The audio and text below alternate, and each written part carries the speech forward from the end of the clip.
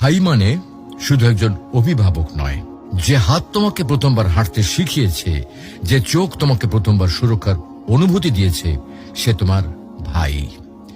শৈশবে যখন তুমি পড়ে গিয়েছিলে, সবার আগে যে দৌড়ে এসে তোমাকে তুলেছিল, সেই তোমার ভাই। স্কুলে কেউ তোমাকে কষ্ট দিলে যে বুক ফুলে সামনে দাঁড়াতো, সে তোমার ভাই। বাইরের পৃথিবী হয়তো ভয়ঙ্কর, কিন্তু ভাই থাকলে মনে হয় কিছুই হবে না। ভাই তো আছেই।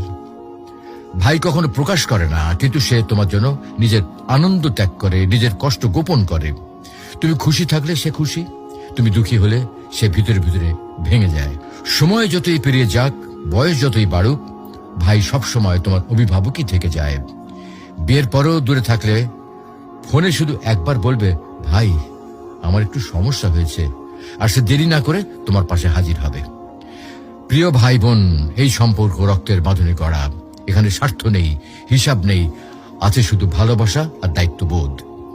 যতদিন ভাই বেঁচে আছে, ততদিন তোমার জীবনে একজন নীরব অভিভাবক রয়েছে, যে সব সময় তোমার পেছনে পাহাড় হয়ে দাঁড়িয়ে রয়েছে। তাকে কদর করো, তার জন্য দোয়া করো, কারণ ভাইয়ের ভালোবাসা এটা আল্লাহর দেওয়া